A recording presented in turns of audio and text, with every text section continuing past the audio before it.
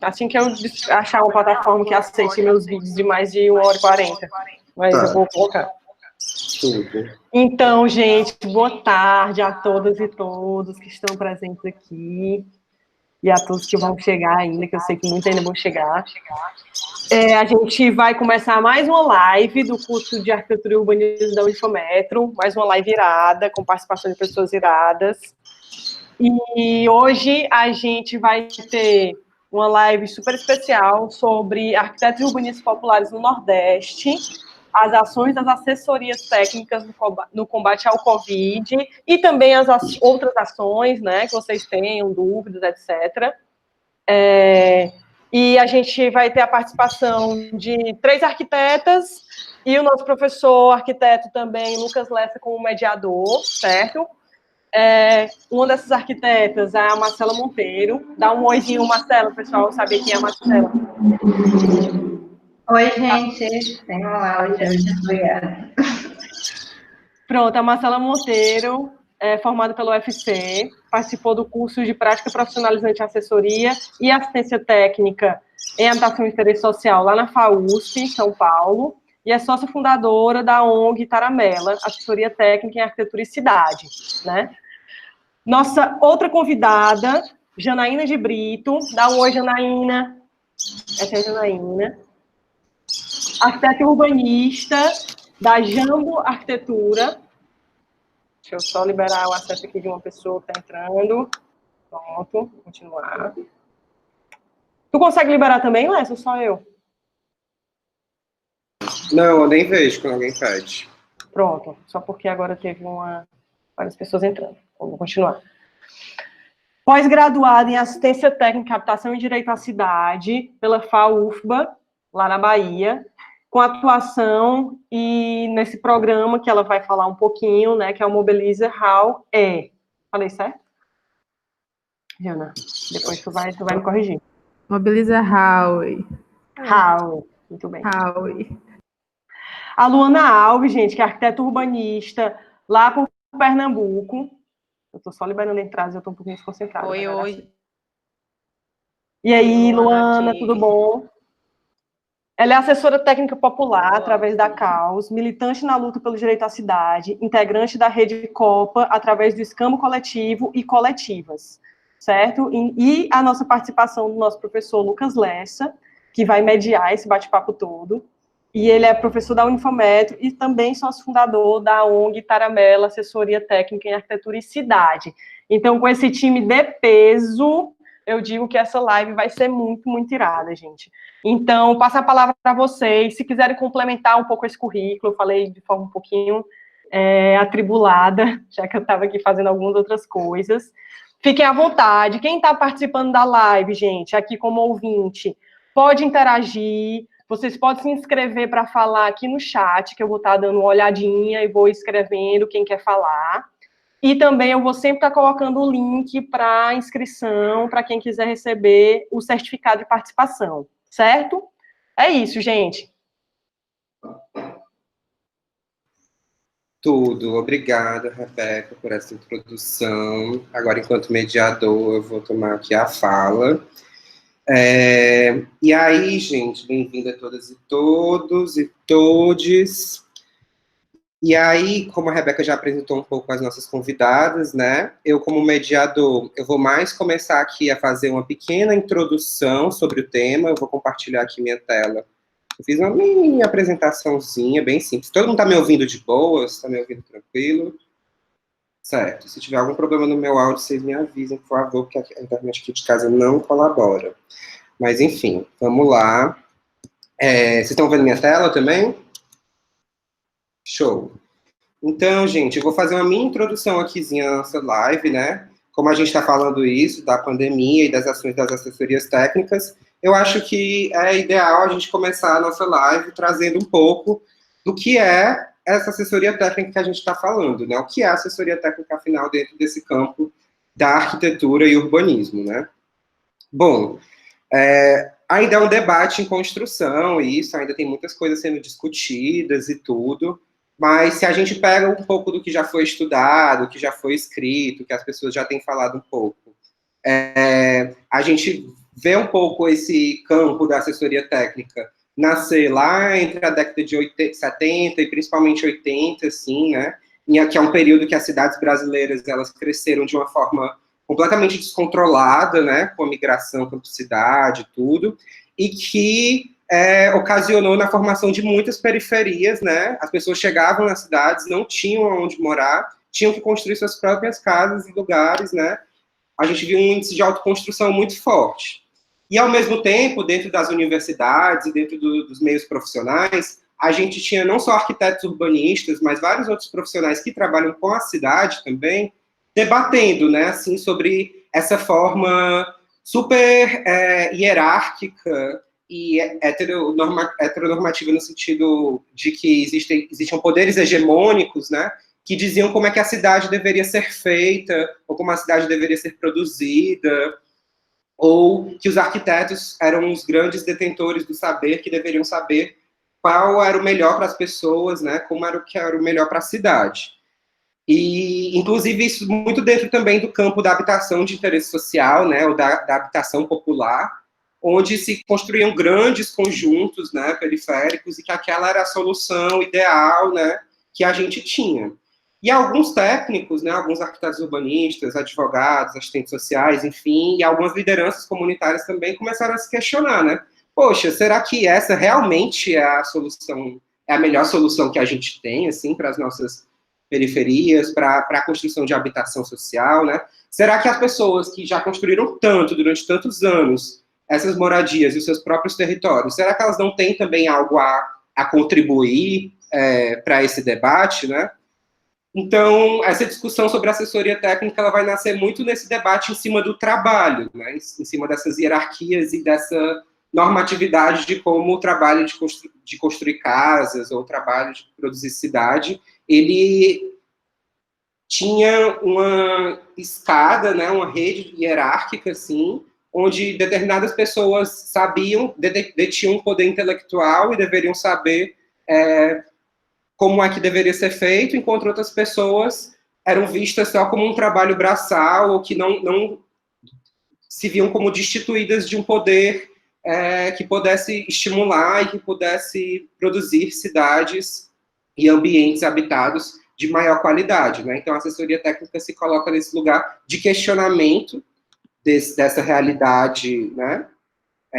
Do trabalho em si, da relação do trabalho, e também mais recentemente, principalmente, mas que foi um debate que sempre esteve presente, assim, dentro do campo da assessoria técnica, né, nesse sentido da gente se colocar para entender a população, para entender as questões que a população está colocando, né, é um debate que é muito necessário a gente inserir cada vez mais, assim como em todos os debates que a gente tem carregado e que a gente tem feito em relação à cidade, né, a gente trazer sempre questões não só de classe, né, não só de trabalho, mas questões de gênero e raça também, né, que vão atravessar o trabalho das assessorias técnicas, assim, desde sempre, né, que a gente sabe que desde sempre os movimentos populares e os movimentos de moradia são compostos majoritariamente por uma maioria feminina, né, por uma maioria de mulheres, né, que trabalham nesses mutirões, que trabalham nessa produção de cidade, né, e principalmente a assessoria técnica, estando mais concentrado o seu trabalho, né, das assessorias nas periferias, que a gente sabe que também que no Brasil a grande maioria das periferias das cidades brasileiras é composta por pessoas negras, né? Então, como é que a gente vai discutir a produção de cidade, como é que a gente quer trazer à tona um novo modo de produção, né, um modo que seja menos hierárquico, mais horizontal, se a gente não trazer também esses outros debates que incidem sobre hierarquias e sobre conflitos de poderes dentro da produção da cidade ou da moradia, né? Bom, nesse sentido, o que eu queria trazer mais nessa introdução sobre a assessoria técnica é muito no sentido de trazer de que nós, pessoas que nos colocamos enquanto assessores populares, isso não é uma exclusividade nossa, tá, gente? Não é uma coisa assim, tipo, só a gente faz isso, a gente é os diferentão, né? Mas não, mas, tipo, que o que caracteriza um pouco todos nós, assim, eu acho que o que liga um pouco essa história toda, que já é uma história longa, é esse modo de trabalho, né? Esse modo de de pensar na produção da cidade, pensar na produção de moradia, de uma forma em que a gente se coloca muito mais como mediadores, né, como pessoas que vão escutar o que determinados grupos ou determinada população tem a dizer, né, e tem a contribuir, e tentar transformar esses desejos e essa fala nas formas que a gente tem mais difundidas na sociedade, enquanto projeto, enquanto forma de realização, né, enquanto forma de produção de cidade. Então, meio que traduzir essas questões e essas angústias nessas formas mais técnicas, ou não também, mas enfim, de estar produzindo cidade, né, e de estar produzindo moradia, que é quando o debate nasce muito do ponto da moradia, né. Mas hoje em dia a gente compreende que essa noção de moradia ela é uma noção muito mais ampla, né? Que ela não engloba só as 4 paredes de uma casa, a porta, janela e tudo. Ela engloba como a cidade é produzida, o que a cidade tem a ofertar, se essa moradia efetivamente é uma moradia digna, né, com acesso direito à cidade. Então a gente também vê cada vez mais o campo de um planejamento urbano, como poderia dizer, alternativo ou insurgente, não sei, se reivindicando também enquanto assessoria técnica, né? Se reivindicando também enquanto um campo que discute habitação, que discute, enfim, todas essas questões que envolvem um pouco o debate que eu trouxe aqui. Gente, eu falo um pouco rápido, eu falo um tanto, tá tudo ok até agora, tá dando para acompanhar as coisas, tá ok, né? Certo.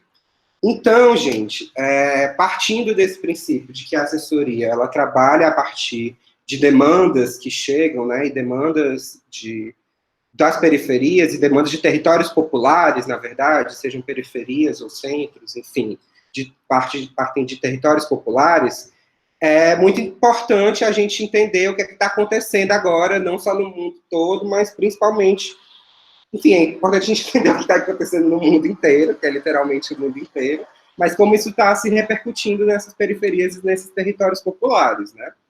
E aí, nesse sentido, eu queria trazer aqui rapidinho uma apresentação, que é da Prefeitura de Fortaleza, vocês podem encontrar lá no site da Prefeitura de Fortaleza, fortaleza.ce.gov.br, que é uma apresentação que foi feita em uma coletiva de imprensa que aconteceu no dia 6, se eu não me engano, anteontem, feita pelos órgãos de saúde, né, de Fortaleza, com a presença do secretário de Estado do Ceará também, sobre algumas informações sobre o coronavírus aqui em Fortaleza, né, são informações mais atuais.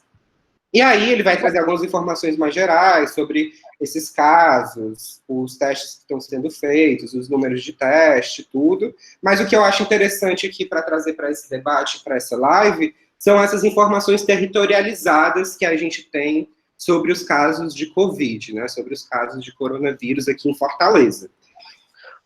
Professor Lessa. Oi, Rebeca. Você pode disponibilizar o link para o acesso a essa apresentação posteriormente no chat. Pronto, posso sim. Quando alguém mais estiver falando, eu disponibilizo lá no chat. E aí, enfim, eu acho interessante trazer esses mapeamentos, né, como a gente percebe aqui, esse dado é o dado que foi atualizado no dia 6 de maio, né, o último dado que a Prefeitura apresentou, e aí a gente vê que tem uma concentração muito grande de casos identificados, principalmente aqui no Meireles e na Aldeota, que são os bairros mais nobres da cidade, né, mas que a gente já tem também bairros que são bem periféricos, com um número de casos muito elevados também. Aqui são alguns mapas de calor, aqui um pouco ao longo do tempo, né, ele bota aqui alguns intervalos de tempo, para mostrar como esses casos foram acontecendo, né? E aí a gente vê que recentemente tem aparecido muitos casos aqui nas periferias. Aqui o número de óbitos, né? E aí ele vai trazer informações ao número de óbitos de coronavírus em Fortaleza, né? Ele vai mostrar aqui como ao longo do tempo todo, né? Essa média se manteve em 16 óbitos por dia, mas se a gente pegar os últimos dias, essa média já aumenta, né? Passar aqui rapidamente sobre esses dados, para chegar nesse mapa aqui, que é o mapa de óbitos por bairro, né, em Fortaleza. E aí a gente já percebe que não é uma proporção neutra, apática, direta, né, entre o número de casos e o número de mortes. A gente vê aqui como o território, né, o lugar onde essa pessoa está inserida, ela vai ter uma repercussão direta, né, na letalidade do vírus, porque o número de mortes por número de casos, ele é o que dá para a gente a letalidade desse vírus, né? Então a gente vê como que os territórios periféricos estão bastante vulneráveis a esse vírus por razões, né, que eu não vou nem entrar aqui em detalhes, mas que a gente sabe muito bem, né, do acesso à saúde pública, que é de uma qualidade, né, defende o SUS com garras, unhas, dentes, mas que ainda é muito subdimensionado, né, para a demanda que ele tem, fora as condições de habitabilidade, né, dos territórios de comunidades, enfim, dos territórios mais populares que a gente tem em Fortaleza, de casas muito geminadas, de casas sem condições de ventilação ideal, sem espaços públicos, falta de saneamento básico, enfim, né, não vou ficar aqui repetindo que meio que já é algo que é sabido e que, infelizmente, é muito pouco feito sobre isso. Né? E aí, esse dado também que é bem interessante, que é sobre os óbitos em relação ao IDH dos bairros, né? E aí a gente percebe aqui que uma grande maioria dos óbitos está concentrado em bairros de um baixo IDH, né? Aqui foram 604 mortes dentro de territórios com IDH muito baixo ou baixo, né?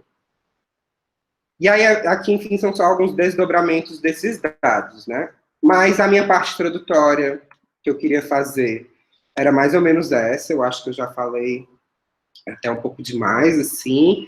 Eu acho que é sempre meio difícil a gente estar ouvindo essas coisas, esses dados, porque essa situação é muito complicada, né? E a gente precisa sempre estar se preservando. Mas a ideia dessa live aqui é mostrar o que está sendo feito, né? O que estamos fazendo para enfrentar essa questão, e, na verdade, é muito importante pontuar também que, assim como o trabalho todo da assessoria, enfim, quem está muito na linha de frente dessa atuação nas comunidades, na verdade, são as lideranças comunitárias, né? São os líderes comunitários que sempre estiveram representando e discutindo as questões de direito à moradia e direito à cidade, que também estão nesse enfrentamento direto ao coronavírus, né? E que são agentes importantíssimos nesse lugar, e eu recomendo que vocês procurem depois essas articulações, né, que a gente não pôde trazer aqui. Enfim, essa live tinha mais um propósito ou outro, mas que a gente tem, por exemplo, a Associação do Titanzinho, que está fazendo esse trabalho de distribuição, enfim, o Levante Popular da Juventude, a gente tem várias organizações populares, efetivamente, que estão trabalhando nisso diretamente, né. E eu queria ressaltar aqui isso, que a ideia dessa live era trazer aqui a perspectiva a partir das assessorias técnicas, né, de enquanto arquitetos urbanistas, que estão, desde sempre, buscando fazer o que surge e o que urge dos territórios populares, né, e que nesse momento não tinha como ser diferente, não tinha como ser diferente da gente estar fazendo uma coisa que não fosse trabalhar nesse enfrentamento ao coronavírus, já que essa é uma pauta super urgente e importante dentro dos territórios populares, né. E aí a ideia aqui é trazer algumas práticas que estão sendo feitas. A gente vai começar primeiro, vou reapresentar um pouco, falar um pouco melhor das nossas convidadas, né. A gente vai começar com a Luana Alves, que integra diversas articulações e coletivos que a Rebeca citou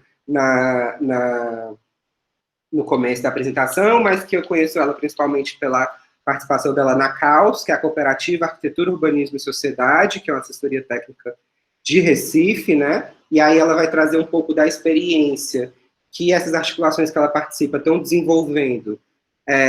São duas experiências principais, né, uma é um mapeamento de áreas de vulnerabilidade em Paulista, que é um município da região metropolitana de Recife, e o outro são as ações referentes à articulação Recife de Luta, né, que é uma articulação bem conhecida do Recife, que está também fazendo algumas medidas. Aí depois a gente vai estar falando... Oi, Luana, você quer complementar alguma coisa? Tá cortando muito, eu não sei. Ah, tá, desculpa, gente. A tua imagem tá travada. Eu não sei. Ah, pronto, agora destravou. Pode ser que seja a minha, não sei se tá... Eu estou escutando bem, Luana, talvez seja mais a tua. Certo. Lucas. Então, eu vou já passar para ti, Luana. Vou já passar para tu começar, né? E aí, depois da Luana, quem vai falar vai ser a Janaína, que é estudante do curso de especialização, a residência em assistência técnica, habitação e direito à cidade, lá da UFBA, né, de Salvador, que tem um grupo de estudantes, professores e ex-estudantes, que está se apresentando enquanto Mobiliza Howe, né, que Howe é a sigla da residência, e estão desenvolvendo algumas ações, entre elas a que ela vai falar mais da construção de pontos de higienização comunitária, né, que estão instalando em algumas comunidades de Salvador. Então, eles fizeram alguns modelos, fizeram 3 modelos, tem modelo de bambu e tudo, ela vai falar um pouco disso. E, por último, a Marcela Monteiro, que é da Taramela também, assim como eu, vai falar um pouco das articulações em que a Taramela está inserida, principalmente as articulações junto à Frente de Luta por Moradia Digna de Fortaleza, que é uma articulação que envolve diversas assessorias, movimentos, né, sempre nessa pauta da defesa à moradia digna. Então, chega de eu falar, cala a boca, né, bicha? E vamos passar para as gatas. Vou passar a fala agora para a Luana. Por favor, fica à vontade, Luana. E aí, quem tiver perguntinha, bota aqui no chat. Obrigada. Gente, eu não sei se vocês estão conseguindo me ouvir bem. Tá todo mundo me ouvindo? Sim. Sim. Tá certo. É que eu peço até desculpa, eu tô com a internet aqui improvisada, porque eu tô nos corres, inclusive, de alimentos, acho que tá todo mundo vendo aqui no... E aí eu nem tô em casa, na verdade, na minha casa, e tô nessa situação aqui improvisada. Queria agradecer primeiro, né, em nome da CAUS, o convite para estar participando dessa conversa. Adoraria estar no meio de uma roda, para que a gente pudesse até interagir mais, mas a gente vai se adaptando, né, a essas novas condições. Como o Lessa já falou, né, eu me chamo aqui em Recife. Eu estou aqui representando a Cooperativa Arquitetura, Urbanismo e Sociedade, a CAUS. A gente trabalha com a técnica, com comunidades organizadas em torno de conflitos urbanos e a gente presta assessoria técnica a movimentos sociais também. Também estou aqui representando outros 2 coletivos, né, os Campo Coletivo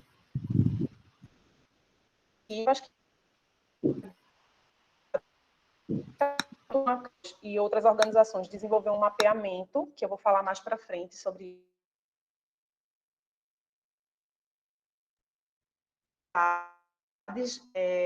feliz em dizer que a gente, enquanto profissional técnico de arquitetura, quando a gente se coloca como uma assessoria técnica popular, a gente está dizendo que a gente reconhece que os moradores das comunidades também são assessores técnicos e constroem os processos junto com a gente, porque a gente, como facilitador, teve acesso a um espaço acadêmico que nos possibilitou um conhecimento que muitas vezes as pessoas não tiveram acesso e que a gente está aqui para facilitar esse processo. Mas quem diz o que é importante e o que é preciso para a comunidade é quem mora nela, né?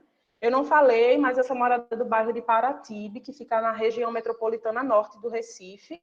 É um bairro de periferia, então é do lugar de uma arquiteta negra, moradora de periferia, que eu estou falando.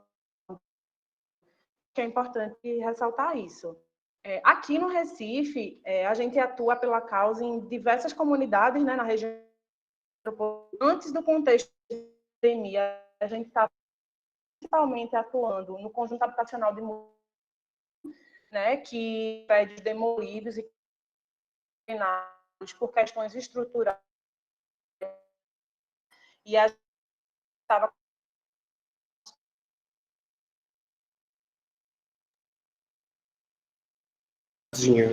Deu uma travada maior agora, Luana. Tá travado. Aqui pensada, existe uma ameaça da Luana, deu uma travada. 70 casas para. Oi. Não, é só porque deu uma travada meio grande. Não sei se foi. É só porque deu uma travada meio grande. Aí só para tu falar. Não sei, vocês ouviram até onde? Começou a falar de Muribeca, aí voltou agora em 70 Muribeca. casas. Tá bom, então deixa eu falar um pouquinho. Estava falando que a gente atua na Buribeca, né, que é um conjunto habitacional da década de 80, e que foi um conjunto inteiro demolido para mim. A gente está na construção urbanístico comunitário lá. A gente está na fase de diagnóstico, mas veio esse processo que está dificultando bastante. E a gente também atua na comunidade de Caranguejais, que estava na casa de noção, tem uma casa para a construção de uma via. Eu estou falando, vocês estão conseguindo ouvir, né? De uma via, e aí a gente também está construindo esse novo. A gente está no momento mais inicial desse plano, desenvolvendo o plano de trabalho, enfim. A gente passou por uma fase muito, na verdade, essa junto com a comunidade. Luana, tá cortando um tanto e a tua imagem tá travada. Eu sugeriria que tu desligasse a câmera, já que tá travada a imagem, para ver se o áudio fica mais constante. Tá?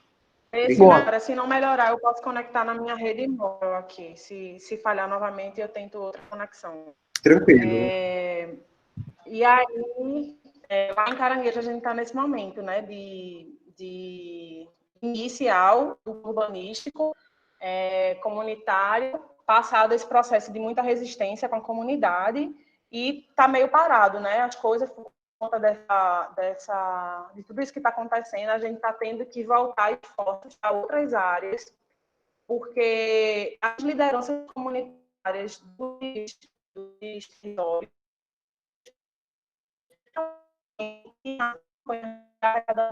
né, de alimento, enfim. E a gente também está se somando a isso. A gente entende que é de responsabilidade do governo, a gente entende que a gente não vai conseguir atender a todas as famílias, mas o momento é emergencial e é preciso. E aí, falando mais do trabalho técnico, compartilhar a tela, eu espero que dê certo.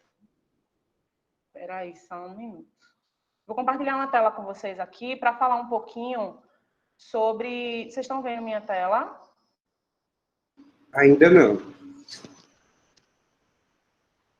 Não sei se agora está. Ainda não. Talvez está carregando. Pronto, agora... Carregando.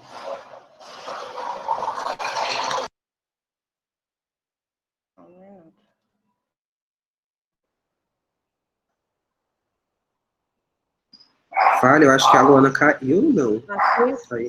Não. Oi, tô aqui. Não, achei que tu tinha caído, porque apareceu a tela depois sumiu. Tô ouvindo. Tá carregando a tua tela. Voltou. Pronto, mas aí eu junto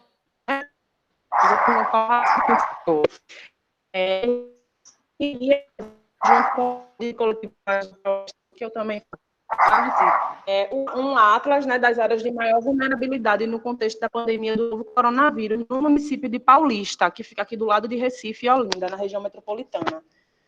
E aí a gente considerou alguns dados, né, do IBGE, os dados do vulnerabilidade social do IPEA, e algumas outras informações que a gente só tinha como conseguir em campo, né? Então, o que foi que a gente fez? Além de pegar esses dados oficiais, a gente também... Oi? Não está aparecendo, mas desculpa, te interromper de novo. Não está aparecendo, e para mim está aparecendo compartilhado já. Mas tudo bem, eu vou falando para vocês, disponibilizo o link para vocês darem uma olhada no estudo. Vai ser ótimo, tu manda no chat. Pronto, mas basicamente... Pronto, eu mando no chat assim que eu terminar de falar. A gente desenvolveu esse estudo, e aí o que a gente fez? Além desses dados oficiais do IBGE e do IPEA, a gente conseguiu também um shape da Compesa, Companhia de Abastecimento de Água e Esgoto aqui de Pernambuco, mostrando todos os imóveis que têm acesso ao abastecimento de água e saneamento na região metropolitana. E aí a gente fez o recorte paulista. Além disso, a gente deu uma videoaula para os integrantes da Rede Copa, para que eles aprendessem a fazer a marcação dos polígonos no Google Earth. Então, eles começaram a marcar as áreas que a gente entende que são aglomerados subnormais e que não estavam consideradas no estudo do IBGE e do IPEC, porque é um estudo que já fazem alguns anos que aconteceram e alguns tiveram algumas ampliações. Então, como a gente está trabalhando com uma rede onde os componentes da rede são moradores dessas comunidades, eles conseguem dizer até onde a mancha da comunidades de aglomerados subnormais iriam. Então, a gente também incorporou isso ao estudo. E aí, a gente desenvolveu vários mapas, né, considerando... Quando a gente fala no contexto da pandemia, do novo coronavírus, a gente está falando que a gente está dando pesos maiores, por exemplo, para as pessoas com mais de 60 anos, enfim. Mas aí a gente analisa todas as questões, né, de gênero, raça, pessoas por dormitório, saneamento básico, sanitário, na verdade, acesso à água, enfim. A gente fez análise de vários dados que resultou num mapa síntese, onde aponta as áreas com mais alto grau de vulnerabilidade da cidade. E aí a gente tem uma lista de comunidades que indica que a Prefeitura Municipal precisa criar um plano emergencial e específico para essas áreas, que vão ter menos chance de se proteger durante essa pandemia, tem menos chance de se tratar, porque a gente tem famílias com 6 adultos e 7 crianças vivendo num cômodo, por exemplo. E também as consequências pós-pandêmicas para essas famílias vão ser bem complicadas. E aí a gente gerou...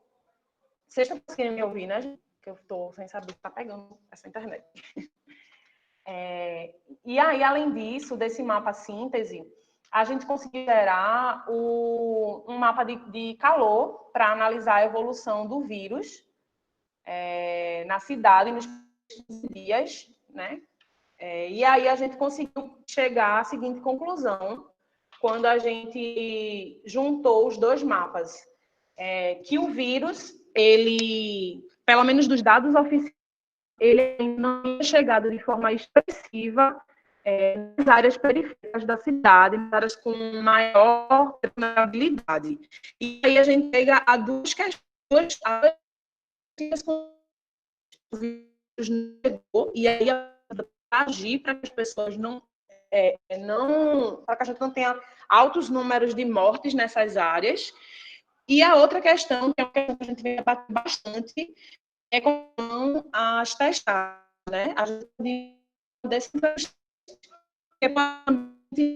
números muito feitos sendo não a gente e aí, né? A gente não tem teste para elas e elas ficam em casa. Mas a gente sabe que a realidade do que está sendo apresentado com relação aos dados não necessariamente é a realidade do que está acontecendo. Então, a gente desenvolveu esse estudo, né, aqui na cidade paulista, e aí essa, né, desenvolvendo o estudo, porque a gente entende que é um instrumento técnico-político para a gente conseguir buscar mesmo, fazer com que a prefeitura... Mesmo, desculpa, porque, enfim, a rua está movimentada aqui, né? Como eu estou no bairro de periferia, as pessoas estão na rua, e está todo mundo conversando ali na frente, vocês podem estar ouvindo aí. É isso. Além disso, a gente se somou às campanhas de arrecadação. Então, por exemplo, aqui em Paulista, as cestas que a gente está arrecadando, elas serão destinadas para as comunidades que foram identificadas com mais alto grau de vulnerabilidade. Então, até para a distribuição do que a gente está arrecadando, a gente consegue ter uma direção melhor. Aí, é isso que a gente tem desenvolvido. A gente está analisando a possibilidade de ampliar esse mapeamento para nível metropolitano aqui no Recife, mas a gente está avaliando com relação ao acesso a alguns dados, para que a gente não elabore um estudo que não tenha uma visão aceitável. Então, a gente está nesse processo de discutir internamente essa possibilidade. A gente entregou o estudo oficialmente, né, na prefeitura aqui municipal. A gente está para marcar uma reunião com o prefeito, secretária de saúde, para discutir, porque a gente está pedindo um plano emergencial e que eles considerem esse estudo, né, na tomada de decisões aqui na cidade. E basicamente é isso, né? A gente está trabalhando nessa produção de conhecimento para auxiliar na estruturação de planos de emergência, de planos de contingenciamento. Essa é a forma que a gente tem encontrado de conseguir auxiliar as comunidades aqui no Recife. Aí, queria que vocês tivessem dúvida, depois vocês mandam aí para a gente ir respondendo, que eu acho que é melhor interagir assim. Entendi, Acho Luana. que é isso, finaliza. Obrigado. Eu vou deixar o link agora aqui, para que vocês possam acessar o curso completo. A gente fala da metodologia, enfim, e apresenta todos os mapas. Acho que é interessante. Show. A tua tela ainda está como se estivesse compartilhando ou não? Tipo, tu tirou depois? Não, tirei. Mas vocês viram? Chegou a compartilhar? Eu não sei se vocês chegaram. Eu não cheguei a ver pessoas. Mas qualquer coisa eu poderia botar na minha tela, entendeu? Depois que eu me toquei disso. Mas enfim. Se tu puder botar, pelo menos eu mostro os 2 últimos. Não sei. Certo. Mandei o link aí no chat. A gente pode deixar para o final também as perguntas e aí a gente volta e mostra a apresentação. Certo? Tá certo. Beleza. Obrigado, Luana. E aí as perguntas, gente, vão botando no chat aí, que depois a gente vai vendo. A gente pode abrir depois o Atlas aqui que a Luana mandou, se vocês abrirem o link também. Menina, um negócio, viu? Olha, chique. É chique, viu? Não falei gente, uma vale coisa. a pena. Eu acho que é importante falar. Fala. Eu vou Eu só não compartilhar falei minha uma tela coisa que é aqui para importante mostrar. Que a CAUS e todos esses coletivos que eu faço parte, a gente também tem intensificado e concluído nas campanhas de comunicação comunitária, porque realmente o momento pede, não é nossa especialidade que a gente nesses processos. Então, a gente também tem trabalhado nas campanhas de comunicação comunitária, até para envolver mesmo a população, as pessoas saberem o que é esse estudo. A gente está desenvolvendo uma versão mais simples para que a gente possa rodar nas comunidades e eles entenderem de maneira mais tranquila o que é que esse estudo quer dizer e o que é que ele representa. Se tu puder ir para uma das últimas páginas, onde tem um mapa síntese, eu acho que é interessante para vocês darem uma olhada. Mas esses mapas que lá está dando são os mapas separados, né? Fala da dimensão racial, enfim. E aí, esse daí tá ótimo. Esse mapa daí, o mapa síntese, ele é um compilado, né, de todos os dados que já tinham sido gerados anteriormente, né, separadamente, e onde está mais vermelho são as áreas com mais alto grau de vulnerabilidade. E aí a gente tem essa mancha em azul, que é a parte litorânea da cidade. Eita, mudou. Aí eu não vou ver. Desculpa, era só para ativar meu microfone. Pode falar. Tá. E aí a gente listou essas comunidades que estão aí nesse documento, são as áreas que a gente fica com mais alto grau de vulnerabilidade. Aí tu pode dar uma passadinha rapidinho, essa. Mais? Pronto. E aí a gente fez essa... Tá ótimo aí. E aí a gente fez essa sequência histórica com os 15 primeiros dias de evolução do vírus. Então, quanto mais vermelha a mancha, maior é a concentração de vírus na cidade. E aí a gente vê que tem uma mancha concentrada na área central da cidade e as áreas mais vulneráveis ainda não foram atingidas. Aí no mapa ao lado, 28... a gente mostra o mapa de vulnerabilidade com a sobreposição do mapa de evolução do vírus. Então, você pode ver que nas áreas mais vermelhas do mapa, o vírus ainda é expressiva, pelo menos através dos dados oficiais. E aí, a gente entende que ainda há tempo da prefeitura municipal, do governo do estado agir nesses... já que o governo federal, né, não tem tomado as posturas que a gente necessita no momento, a gente tem buscado esse diálogo com o Estado, com o município. Mas esse foi o resultado final. Então, é isso. Tudo, Luana. Arrasaram. Muito obrigado pela apresentação desse material. E acho que é importante salientar, né, que é em Paulista, né, uma região da região metropolitana, né, porque eu mostrei aqueles dados também de Fortaleza, né, que é um município grande, município sede e tal, que tem recursos para fazer esse tipo de mapeamento.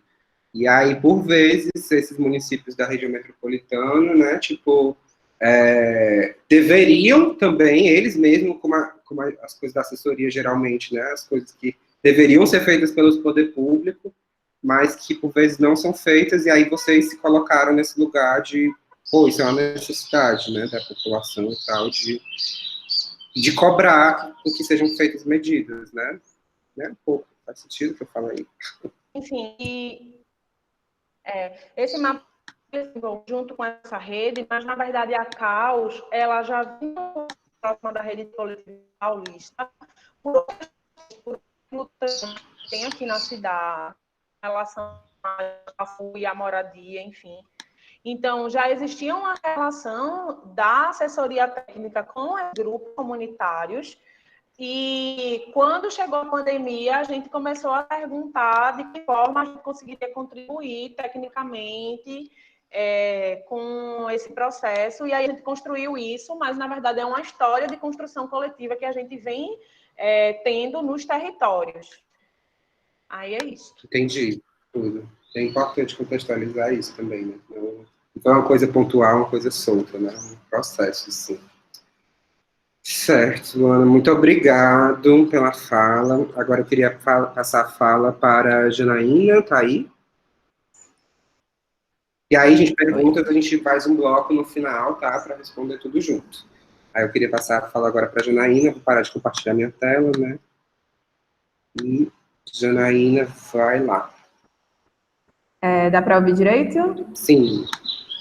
Sim. Então, boa tarde, gente. Meu nome é Janaína, sou arquiteta e urbanista formada pela UFC também, e atualmente sou pós-graduanda do curso de assistência técnica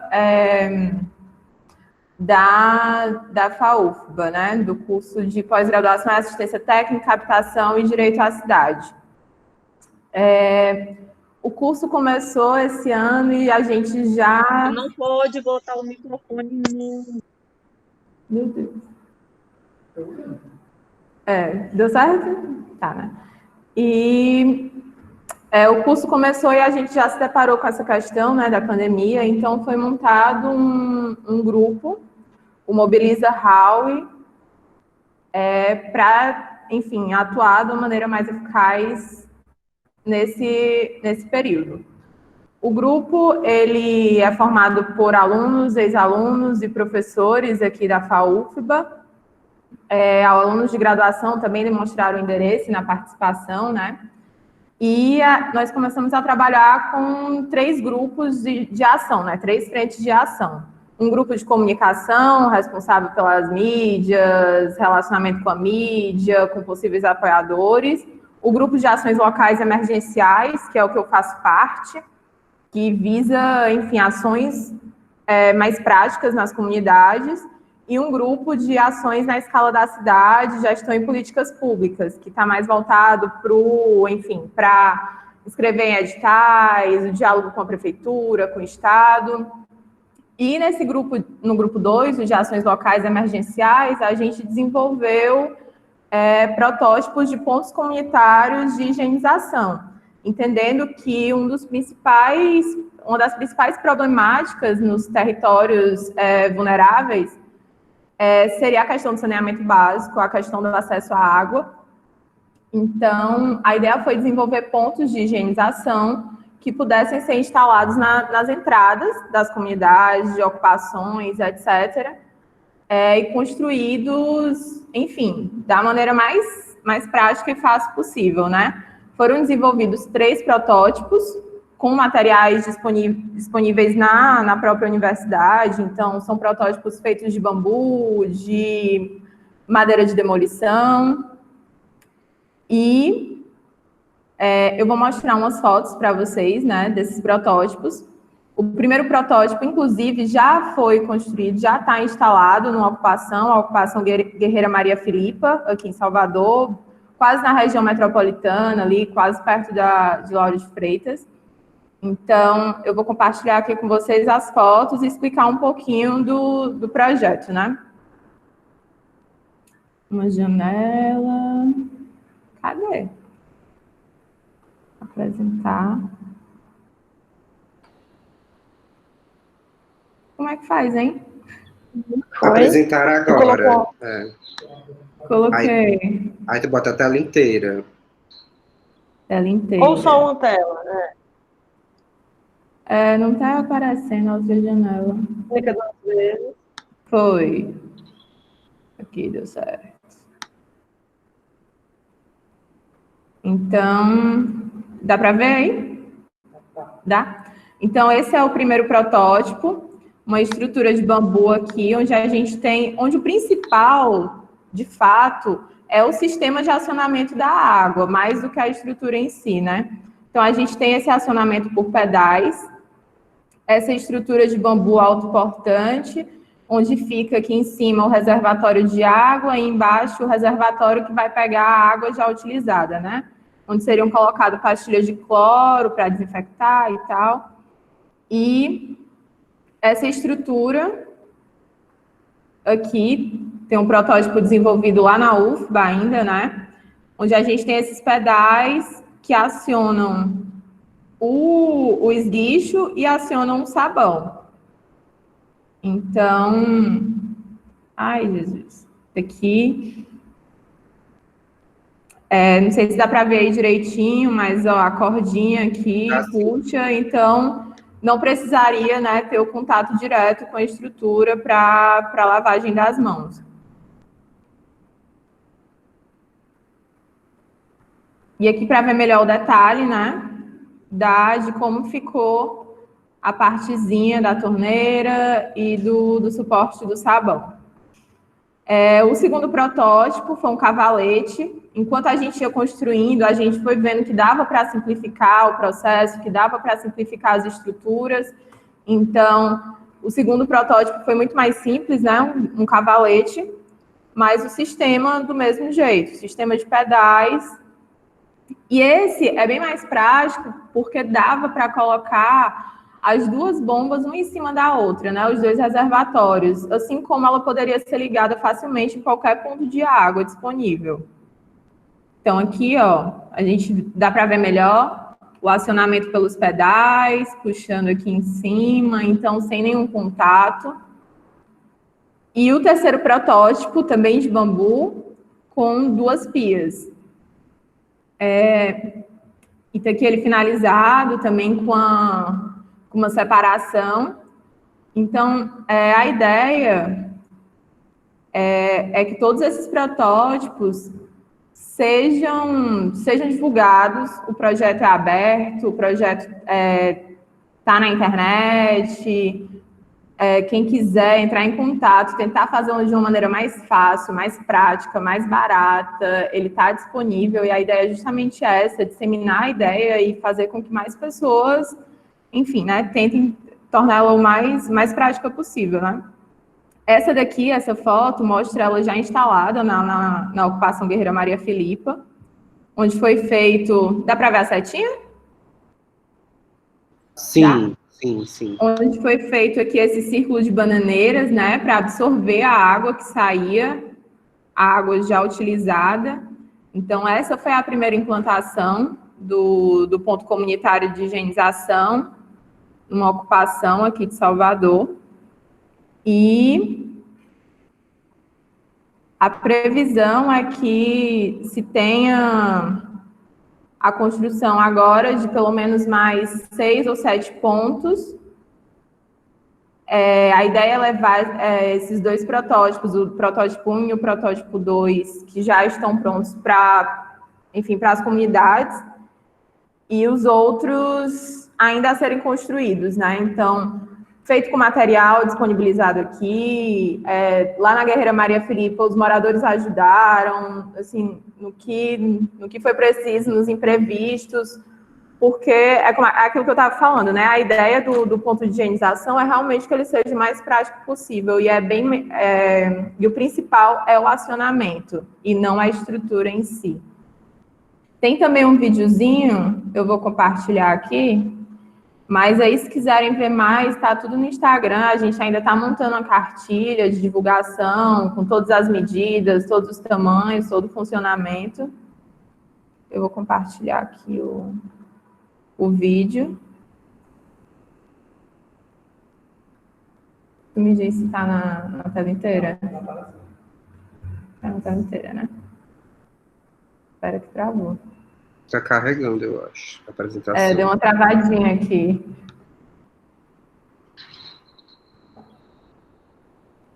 Deixa eu colocar na tela toda, tá? Deixa eu ver. Tá.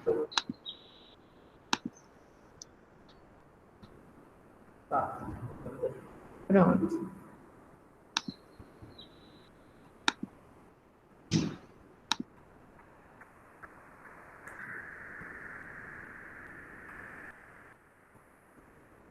Tu pode falar um pouco desse processo aí que tá mostrando? É meio autoexplicativo, não vejo. Que foram os primeiros testes.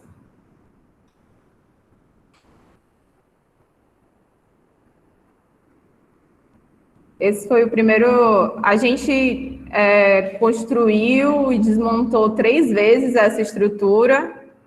Essa daqui foi a última vez que a gente construiu ela, antes de levar para a ocupação.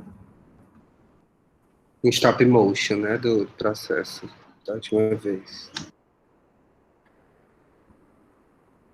É porque a estrutura de bambu, né, ela é mais complexa, então tinha a questão das amarrações, de tudo, então foi preciso mais tempo para garantir que ela ia aguentar, né? Então, eu acho que o projeto faz a gente pensar em como atuar nessas questões, na emergência, né? Eu acho que a pandemia do Covid, ela trouxe isso, ela explanou uma situação das periferias que já acontece, que é real. Se a gente pegar esses mapas que o Lessa mostrou e a gente pegar o mapa da dengue em Fortaleza, a gente vai ver que as regiões mais afetadas são as periferias, regiões onde não tem o saneamento básico adequado, onde não tem uma infraestrutura adequada. E é isso que a gente está vendo, né? Que a taxa de mortalidade, ela está associada a questões básicas de falta de higiene, de falta de habitação. Então, é cada vez mais importante que a gente valorize o trabalho do assessor técnico, do arquiteto e de um projeto de cidade que seja realmente acessível, enfim, etc. E aí eu vou deixar para quem tiver perguntas, dúvidas também. Tudo. Muito obrigado, Janaína, pela apresentação. A gente pode discutir melhor, gente, quem tiver perguntas depois no final, tá? Agora eu vou passar para uma convidada muito especial. Todas são especiais, gente, mas eu sou tendencioso, né? Porque Marcela também faz parte da Taramela, assim como eu. Marcela, estás aí? Tá aí, amiga? Tô vendo tudo. Oi, Tá aí. Pronto. Estava desligada as coisas. Pronto, vou passar agora a palavra para a Marcela, tá arrasando aí nas ações aqui em Fortaleza e que vai partilhar um pouco com a gente. Obrigada, amiga. Manda ver. Oi, gente.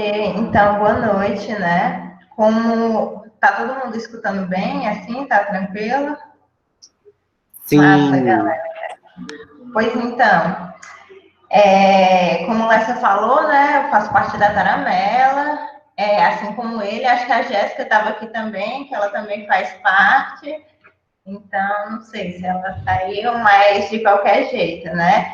A Taramela atua aqui em Fortaleza, certo? E junto a comunidades, né, movimentos organizados, e a nossa pauta é muito diversa. E aí eu vou... nossas ações, né, práticas são bem diversas. E aí eu retomo uma coisa que foi dita pelo Lessa, que inclusive foi dita pela Luana também, que é essa questão da demanda, né, do trabalho do assessor, muito nessa construção de confiança nos territórios, entendendo essa questão das demandas e tentando se somar a partir do que foi demandado, né? Então, eu acho que, inclusive, faz a gente refletir um pouco sobre essa assessoria técnica, né? E o que ela significa, colocar até os termos que a gente está usando, né, do Fórum Assessoria Técnica Popular, né? E ver o que ela significa, assim, não só a nível de trabalho, né, mas a nível dessas relações mesmo, as relações de afeto, relações de confiança construídas com as pessoas, com os territórios e nos territórios, né. A Taramela é uma das organizações que fez parte do fórum, né? Como é uma parceria, acho que vale a pena a gente relembrar isso. E o fórum trouxe muito essa questão da visão em rede, né? A visão em rede das assessorias, o trabalho em rede das assessorias, das comunidades. E é muito isso que eu vou trazer. A gente faz parte da Taramela, mas o nosso trabalho... Massa, Lécia, obrigada, pode deixar aí, inclusive. A gente faz parte da Taramela, mas o nosso trabalho ele não é isolado. O nosso trabalho é um trabalho em rede e, enfim, sem todas as pessoas, grupos, organizações que a gente trabalha junto, ele ele não é eficaz, né? Ele não tem resultados por si só. Então, partindo dessa questão, né, desse trabalho em rede, a Taramela, nesse sentido, de ser uma assessoria técnica em que procura se somar às ações que estão sendo feitas nas comunidades, entendendo isso, né? Entendendo que o nosso trabalho de assessoria é também se somar nos diferentes momentos, constrói algumas ações nessa situação de combate ao coronavírus. Que a gente tem que entender, assim, pode ver também que, nesse momento, o protagonismo não é do arquiteto. Tipo, a gente antes de tudo somos seres políticos, então eu acho que a gente tem ações por detrás disso, e quando chega no momento, eu como arquiteto, o que posso fazer, no final das contas é um pouco desesperador, né? Porque parece que você não pode fazer nada. Mas as meninas, elas trouxeram, a Giana, a Luana, trouxeram algumas ações, e eu vou trazer aqui um pouco do que a gente está fazendo também, dessa maneira bem ampla, assim, de entender as assessorias nesse âmbito da compreensão e de fortalecimento de demandas, certo?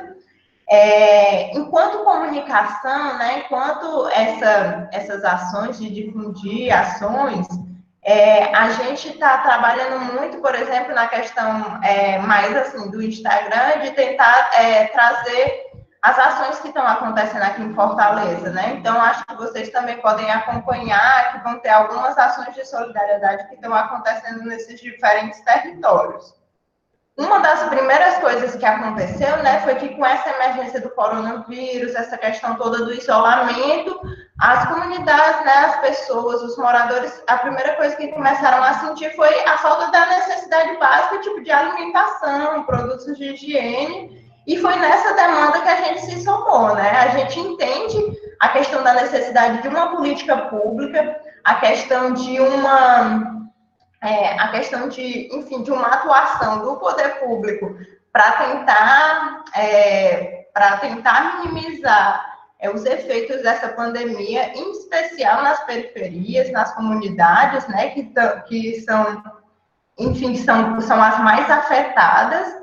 E a gente, contudo, a gente entende também a questão da emergência.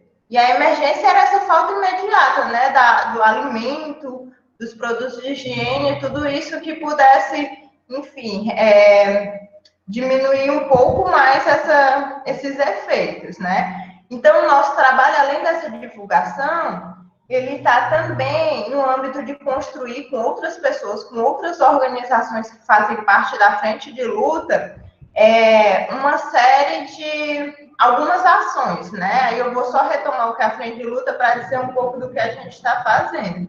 A Frente de Luta por Moradia Digna é um grupo formado por assessorias, comunidades, movimentos, enfim, pessoas que lutam na causa do direito à moradia digna, né? O direito à cidade. E esse grupo, enfim, ele data já dos movimentos do tempo da Copa, né, que, enfim, tentavam combater, tentavam reivindicar esse direito ainda à moradia, naquele processo de remoção que também já estavam acontecendo de forma muito, muito forte aqui, né, em Fortaleza. E são cerca de 13 comunidades, mais ou menos, né, que fazem parte da Frente de Luta. E veio enfim, e nas comunidades, né, surgiu essa necessidade, né? E aí a gente tentou se somar a isso, né? Está tentando se somar, construindo esse espaço com outros grupos, né? Com uma rede bem grande, assim, de assessores, não só assessores no âmbito da arquitetura e urbanismo, como assessores também jurídicos.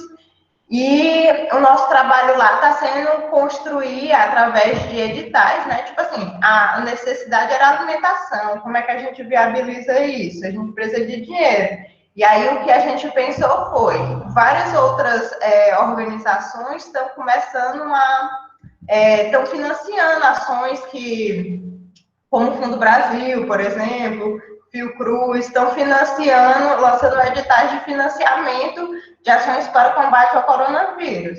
E aí a gente está se somando nesse sentido, nessa construção desses editais e na execução dessas atividades, né? De distribuição, atividades enfim, né? Tanto de material de higiene, quanto de cestas, as ajudas com limpeza, quando precisa, né? Para a higienização desses materiais, desses alimentos.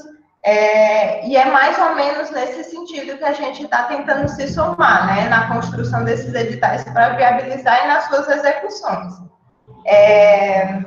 Reforçando, né, que isso é um trabalho de uma rede grande, né, de assessores, de pessoas, todos lutando por essa causa, ainda assim tentando incidir em paralelo na questão de uma demanda por uma política pública em relação a isso, né, que a gente sabe que é o dever do Estado, mas o que a gente coloca também, essa necessidade de, no momento, por exemplo, a gente está como esse ser político também, né? Essa construção, por exemplo, ela já é uma construção a priori, né? Quando a gente já pensa na questão de se somar, né, a assessoria, de se somar essas ações, né?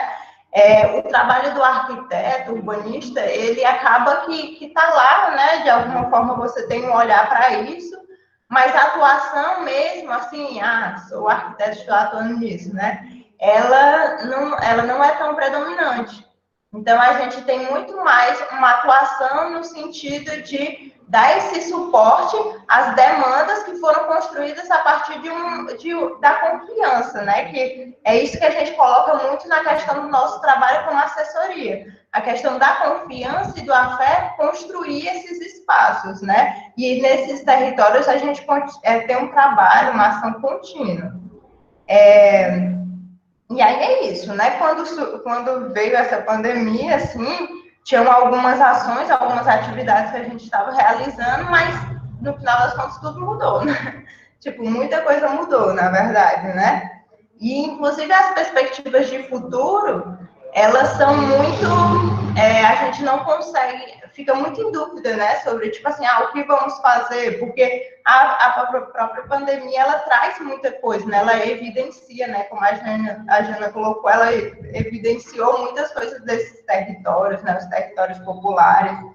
E aí, trazendo essas evidências, né? Trazendo essas questões, a gente fica em dúvida até mesmo do futuro. Contudo, o que a gente consegue ver uma permanência, que a gente conseguiu, tipo assim, que isso já havia acontecido, mas que a gente conversando, a gente conseguiu notar que permanecia, era essa construção em rede, o apoio, essas ajudas mútuas e trabalho conjunto que a gente consegue realizar, né? E a gente consegue realizar porque é um trabalho conjunto, né? Então, assim, vou só... Eu estava vendo aqui em parada. Mas vou só ressaltar essa questão do profissional da arquitetura e do urbanismo, que a gente pode ter algumas atuações, né? Às vezes, no momento, elas são pequenas atuações, ações pontuais, né? Que vão dar essa ajuda, vão dar esse suporte, mas que a gente, enfim, pode tentar apoiar outras ações, né? Principalmente no âmbito da saúde, na defesa do SUS, e está direcionando energias para isso, né? Para essas ações também, entender que essas ações que a gente está promovendo, está tentando construir, elas estão no âmbito de uma ação emergencial, né, mas que a gente precisa também pautar muito essa questão da política pública, a defesa de um Estado que venha a ver realmente, tipo assim, exatamente, ver essa questão dessas coisas que estão surgindo, né? Surgindo não, mas ver essas questões que estão sendo cada vez mais evidenciadas, já que a gente tem uma construção de uma cidade muito a partir dos olhos fechados do Estado, ou não, né? Ou então, quando ele vai intervir, a gente, tipo assim, as intervenções, elas também são, como é que eu posso dizer? Elas também são pensadas, né?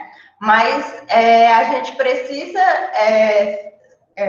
pensar nesse apoio, e o que traz também a questão da assessoria, do trabalho do assessor técnico, como também um trabalho contínuo, que mostra que as coisas também são contínuas, a ação no território é contínua, a cidade está sempre se modificando, e como sempre está se modificando, o trabalho do assessor ele também é contínuo. Isso da forma mais global que a gente possa conversar sobre, né? Tanto a questão dessas ações pontuais, quanto a questão de entender essas demandas que partem das comunidades e dos territórios, e aí poder, enfim, né, fazer essa atuação, né, no âmbito da assessoria. Mas, assim, no mais, o que eu queria mais trazer era essa questão da atuação a partir de uma demanda, certo? Tipo assim, do que a gente está fazendo, muito mais no sentido de dar esse apoio ao que as comunidades estão precisando no momento. Entendendo o trabalho do assessor no âmbito da confiança, do afeto, essa construção que é essencial para manter essas relações, né, de trabalho, né, de trabalho da assessoria, né. Mas eu acho que é isso, gente. Aí alguma dúvida, sim, também, enfim, né, existem outras ações que estão sendo feitas nos próprios territórios, e se vocês quiserem saber mais, a gente está tentando divulgar, pode divulgar aqui também, porque é isso, né, são ações emergenciais, mas que elas estão viabilizando muita coisa no momento, porque a gente não, enfim, não teve uma construção desigual, tem uma construção da cidade desigual, dos territórios desigual, e ela continua sendo, né? A situação da pandemia evidencia isso, e o que o Léo mostrou desde o começo também evidencia isso, né? Mas é isso, obrigada. Obrigado, Marcela. Show demais. Eu que já quero fazer pergunta para todo mundo. Eu quero também pontuar uma coisa. Tá, vamos abrir as perguntas. Quem quer fazer pergunta, minha gente? Fala aí no chat. Isso, gente, perguntem no chat, abram o microfone. Eu queria pontuar uma coisa que eu achei bem interessante, primeiro pela diversidade de atividades que foram mostradas, a Luana, com um trabalho incrível, né, que está sendo feito, mostrou um material incrível, assim, e pontuar para os alunos, que eu sei que muitos dos participantes aqui, alguns alunos, eles participaram de outros webinários também, que a gente está fazendo nesse momento, né, de isolamento. E em vários deles a gente tocou nesse assunto de mostrar que o arquiteto é importante para a sociedade, porque a sociedade não entende muito bem o papel crucial que o arquiteto tem em tomadas de decisão, em gerenciamentos no geral, seja no gerenciamento de uma obra, no gerenciamento de uma equipe, ou no gerenciamento de um planejamento de uma cidade. E a gente falou isso em vários webinários. E aqui, primeiro na fala da Luana, você vê que o material que foi feito é para tomada de decisão. Não é um material feito para uma coisa impalpável.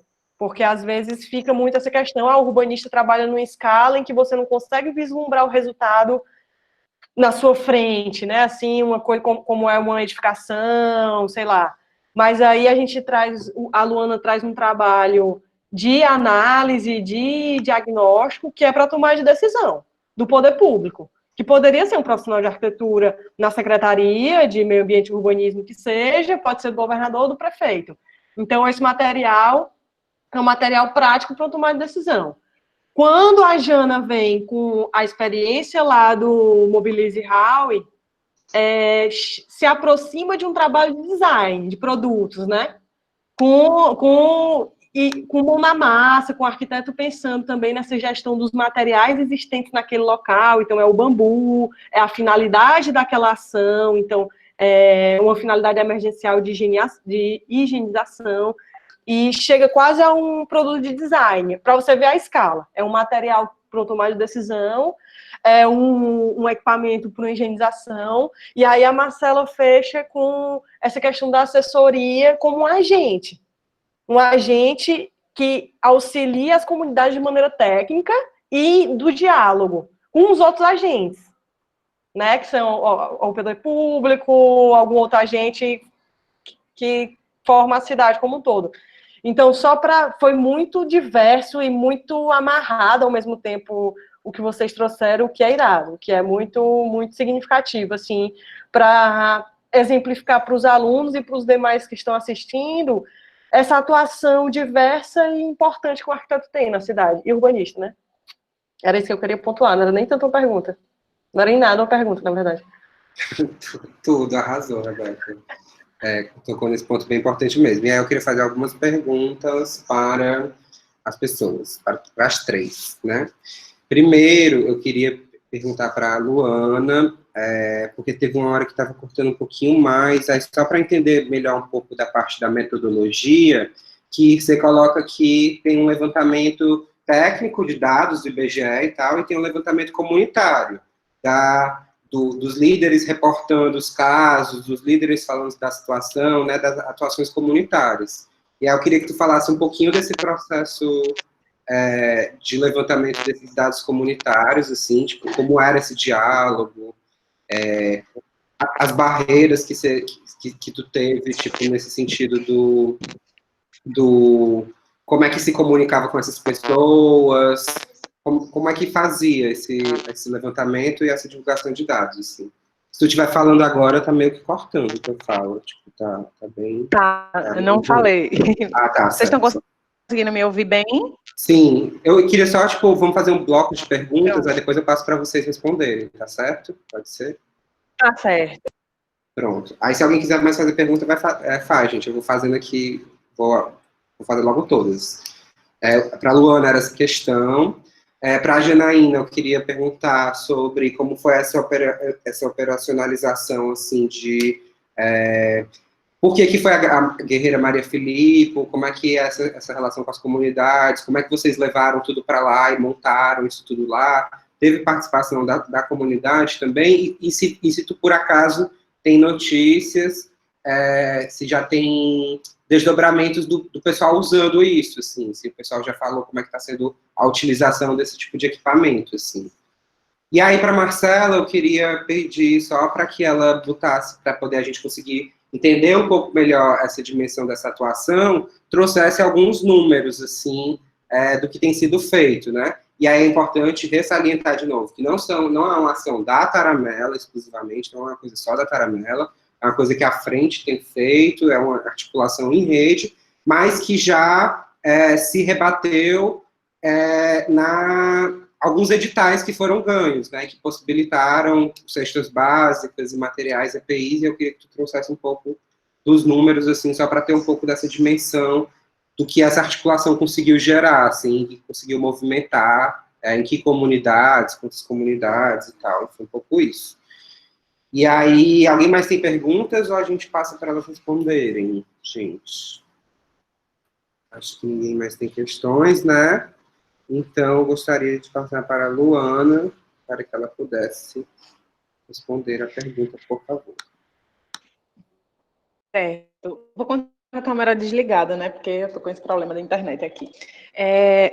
Basicamente, quando a gente começou a desenvolver os estudos e ir atrás dos dados, a gente tinha verificado, né, os aglomerados subnormais do IBGE, e quando a gente começou a trabalhar nesses dados, até pelo conhecimento, que como eu sou moradora daqui, eu olhei os aglomerados subnormais do IBGE, cara, a gente viu que existiam algumas áreas da cidade que a gente já conhecia e que tinha havido um processo de expansão mesmo desses territórios que a gente entende como áreas em situação de vulnerabilidade, áreas precarizadas. E aí, como a gente estava atuando junto com uma rede que tem integrantes em diversos bairros da cidade, a gente conseguiu fazer esse complemento dessas áreas no Google Meet mesmo, fazendo uma reunião online com os integrantes da rede, onde eles aprenderam a criar os polinhos através do Google Earth e marcar essas áreas nas comunidades que eles moram, que eles identificavam como áreas precarizadas e que não estavam, porque o estudo é de 10 anos atrás. E aí a gente conseguiu fazer dessa forma. Mas eu acho que cada caso, cada território é um território, cada caso é um caso. No caso de Paulista, a gente conseguiu fazer dessa forma, porque é uma rede que a gente tinha diálogo e que tem integrantes em vários bairros. Mas se a gente for fazer isso a nível metropolitano, a gente vai precisar discutir uma outra metodologia, porque é uma área muito maior a ser trabalhada e a gente precisaria encontrar outras formas de fazer. Então, assim, a metodologia que a gente utilizou aqui em Paulista e funcionou foi essa, por conta dos contatos que a gente já tinha e também porque existem pessoas que fazem parte da assessoria técnica da CAUS, que conhecem o território. Então, a gente conseguiu fazer esse mapeamento. E sabendo também que a gente trabalhou com minimamente uma cultura em integrantes, podendo baixar o aplicativo e aprender, ter essa disponibilidade para fazer. Um território, a possibilidade, esse é o nosso trabalho. Ele diz que metodologia tentar formas de que a população participe do processo da assessoria técnica. Se não for através do Google, a gente imprime papel a fazer a marcação com lápis. Mas eu vou precisar encontrar uma forma. Em Paulista, a gente conseguiu fazer dessa forma. Entendi, tudo. É isso, né? Tipo, a assessoria meio que dando as interfaces, né? Seja através do Google Earth, do papel, como tu falou, com que as pessoas identificassem, né? Essas áreas vulneráveis e tudo. E aí, usando dentro da tecnologia, né? Aqui, o Google Meet. E, claro, a gente conversou, né? Assim, só complementando, claro. Eu acabei, a gente não só ensinou a mexer na do polígono. A gente explicou chegou a um entendimento do que são essas áreas precarizadas, figura, porque a gente está num bairro de periferia. Só que nem toda a área do bairro de periferia são áreas com alto grau de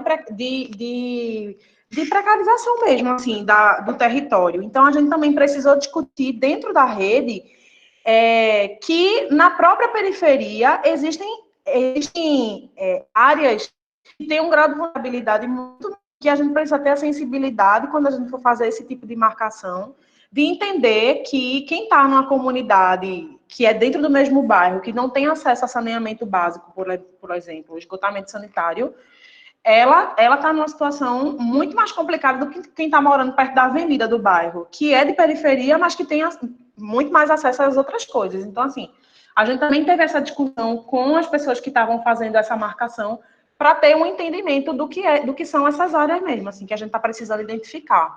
Mas é isso.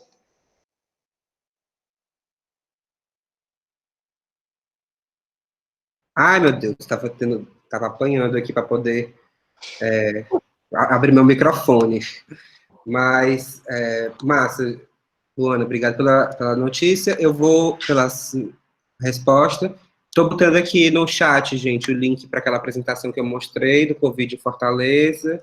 É a reportagem, no meio dela vocês conseguem abrir o PDF que eu mostrei para vocês, com os mapas dos dados por território. Aí, passar para a Janaína agora. Certo. Então, a primeira coisa aqui, né, que foi falado no chat, da questão de ser utilizado em zonas de concentração de pessoas em situação de rua, no centro das cidades. Então, enfim, assim, a primeira coisa que eu vou falar é que essa ideia já vem sendo feita no mundo todo, né? Foi feita uma pesquisa antes de referência e tal, e ela vinha sendo aplicada em outros locais, e a gente adaptou a como a gente conseguiria fazer aqui. Então, a partir do projeto desenvolvido aqui, pessoas de São Paulo entraram em contato e fizeram uma estrutura dessa móvel, um carrinho tipo de supermercado para os moradores da Cracolândia. Em Maranguape, aí na região metropolitana de Fortaleza, também foi feito um ponto bem mais simples, uma pia na calçada, para que as pessoas pudessem passar e se higienizar.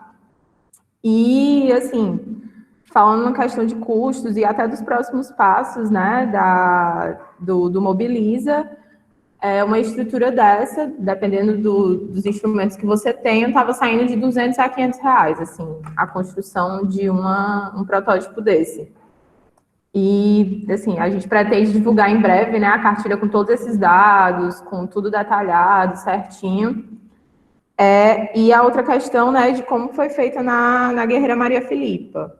Então, em um primeiro momento, apesar também de estar sendo desenvolvido em paralelo o levantamento de dados, o mapeamento da situação aqui em Salvador, as comunidades, os locais escolhidos, foram locais que já tinham contato com a residência. Então, onde um trabalho que já vem sendo desenvolvido com turmas de outras edições. Então, na ocupação Guerreira Maria Filipe foi apresentada essa demanda, a demanda de um ponto de higienização, e como já se existia um contato, o primeiro módulo foi levado para lá. Ele está sendo utilizado, a gente recebeu um feedback hoje de que houve alguns problemas já, porque está chovendo muito. Então, por ter sido o primeiro é aquilo, né? A gente ainda está em fase de adaptação, de tudo, para ver o melhor funcionamento, né? No caso da ocupação, o protótipo apresentou alguns problemas nesse processo chuvoso, mas que a galera já está se movimentando para resolver também. Então, do que mais? Uma outra coisa que a gente está querendo colocar na cartilha é quanto custaria para o governo fazer pontos de higienização pela cidade, né? Porque foi falado aqui no chat de que seria bom em frente às agências bancárias. Então, a ideia aqui em Salvador é fazer esse levantamento também de quanto seria justamente para confrontar esses dados da construção e da implementação.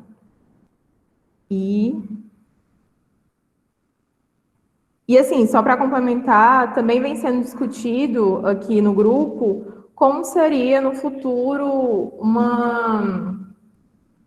não uma institucionalização, né? Mas enfim, a consolidação desse grupo, do Mobiliza Hall, pensando que é importante a atuação em situações de emergência, de como a gente, né, como a Rebeca estava falando, da questão do projeto e de desenvolver com aquilo que você tem. Então, dessa atuação emergencial, de ter profissionais para atuar em situação de emergência, né, que, enfim, que seria essencial.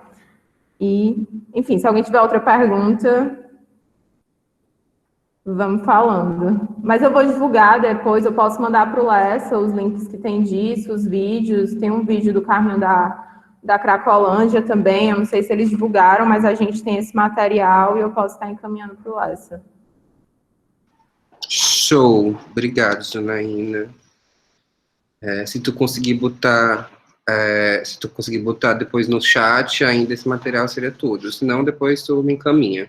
A Joísa fez uma pergunta aqui para a Luana, esperar só a Marcela responder a pergunta que eu tinha feito, a gente volta para a Luana para responder essa pergunta da Joísa, certo? Valeu, Jana, vamos lá, Marcela. Enquanto Taramela, né, enquanto uma organização, uma assessoria que faz parte da frente de luta, né, a gente conseguiu escrever, né, porque, enfim, né, respondendo aqui a questão dos números, né, a gente conseguiu escrever 6 editais, e desses 6 editais a gente recebeu 3 respostas positivas, até onde eu estou lembrando, 3 ou foi 4, de apoio, né, de apoio às ações no combate contra o coronavírus, certo? Pronto, foram 4. É porque saíram há pouco tempo, né? Aí, assim, no primeiro edital, né, a gente conseguiu ainda, acho que foram um pouco mais de 200 cestas, 234, né, 234 cestas básicas, comprar com dinheiro, e aí a gente foi somando outras doações, né, de álcool, aí também teve as máscaras, teve as luvas, né, teve uma série de coisas que a gente comprou com esse dinheiro, né. Mas, assim, no momento, em relação aos editais, especificamente, foram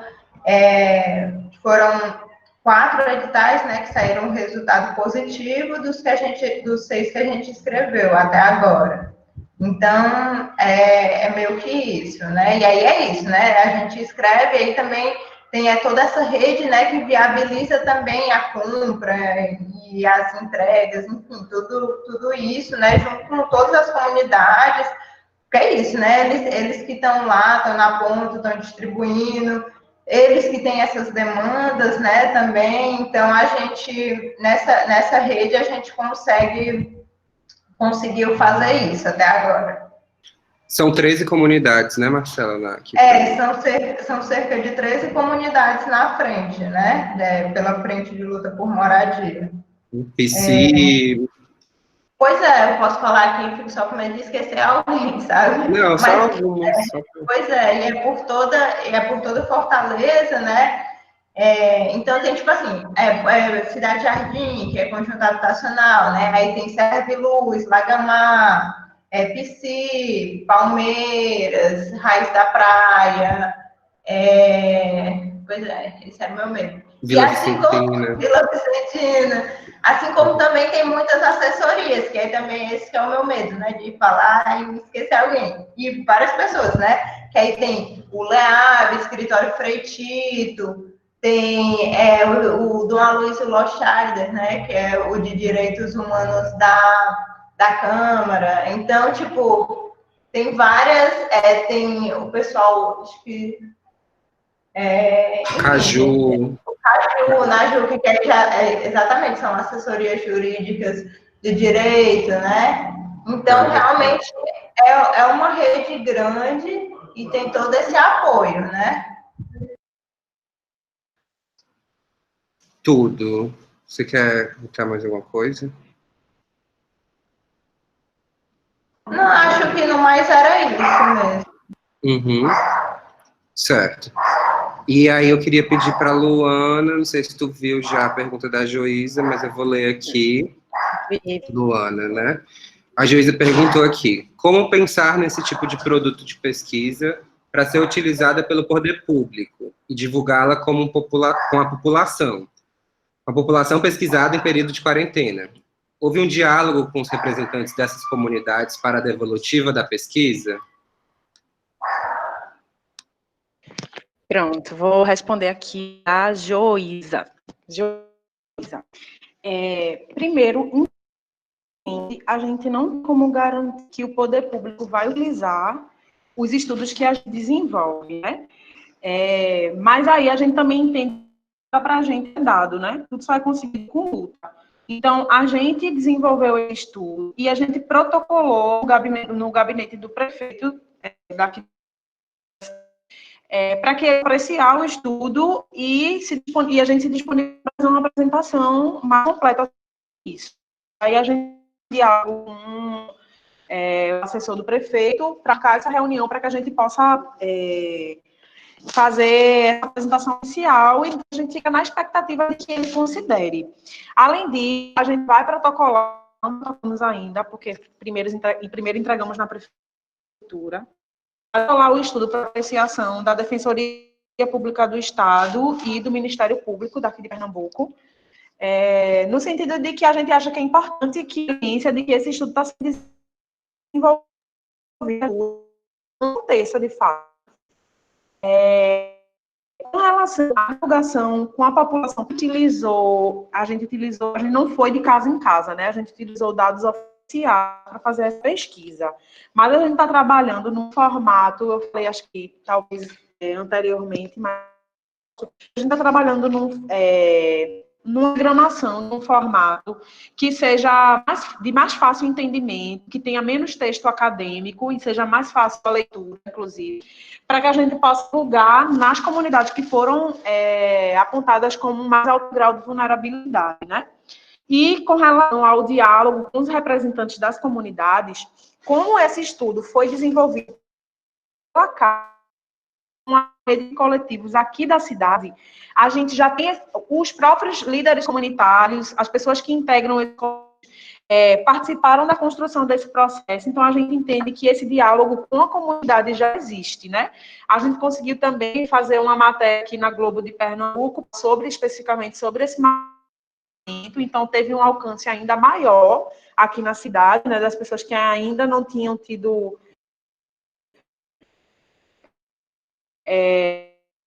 acesso a essa informação. Mas a gente está tentando encontrar meio o que tem sido desenvolvido e tendo se só que aí a gente está no processo de discutir estratégias, mas até o momento a gente tem essas. Acho que respondi. Show, obrigado, Luana. Só sintetizando a tua fala, que tinha alguns cortes, para tu confirmar, só teve, tipo, entrada protocolagem no gabinete do prefeito, diálogo com o Ministério Público, Defensoria, e matéria no jornal também, né? As formas de divulgação. Massa.